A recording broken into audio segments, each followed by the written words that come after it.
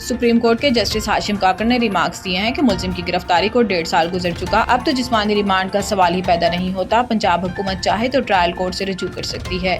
Supreme court ने बानी Pakistan Tehreek Insaf PTI Imran Khan के जिस्मानी रिमांड के लिए दायर पंजाब हुकूमत की अपीलें निपटा दी। सुप्रीम कोर्ट में इमरान खान के जिस्मानी रिमांड के लिए दायर पंजाब हुकूमत की अपीलों पर समाअत हुई। सुप्रीम कोर्ट ने करार दिया कि पंजाब हुकूमत चाहे तो ट्रायल कोर्ट से रजू कर सकती है। इमरान खान के वकील दरखास्त दायर होने पर मुखालफत का हक रखते हैं। जस्टिस हाशिम काकर ने रिमार्क्स दिए कि मुलजिम की गिरफ्तारी को 1.5 साल गुजर चुका, अब जिस्मानी रिमांड का सवाल ही पैदा नहीं होता। प्रोसिक्यूटर जनरल पंजाब ने मौक़िफ़ अपनाया कि मुलजिम के photogrammetric, polygraphic, voice matching test कराने हैं, जिस पर जस्टिस हाशिम काकर ने कहा कि दरखास्त में इब्तदा टेस्ट कराने की नहीं, जिस्मानी रिमांड की थी।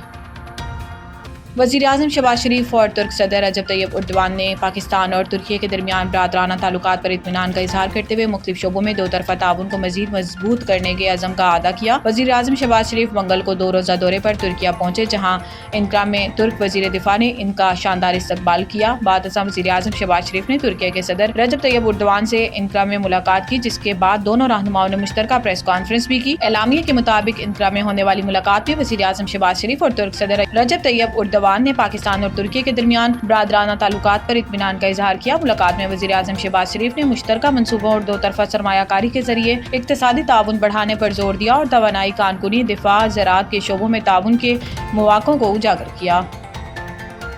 IMF की वर्ल्ड इकनॉमिक आउटलुक रिपोर्ट की तफसीलात सामने आ गई, जिसमें IMF ने रवां माली साल के लिए पाकिस्तान की मुआशी शरह नमू का तखमीना मजीद कम कर दिया। IMF ने पाकिस्तान की मुआशी शरह नमू का तखमीना 3% से कम करके 2.6% कर दिया। IMF ने आइंदा माली साल के लिए भी पाकिस्तान की मुआशी शरह नमू में कमी का तखमीना लगाया है। IMF की वर्ल्ड इकनॉमिक आउटलुक रिपोर्ट के मुताबिक जनवरी 2025 में IMF ने रवां माली साल पाकिस्तान की मुआशी शरह नमू का तखमीना 3% लगाया था। अक्टूबर 2024 में IMF ने रवां माली साल पाकिस्तान की मुआशी शरह नमू का तखमीना 3.2% लगाया था। रवां माली साल पाकिस्तान की मुआशी शरह नमू का मुकर्रर हदफ हासिल न होने का खदशा है।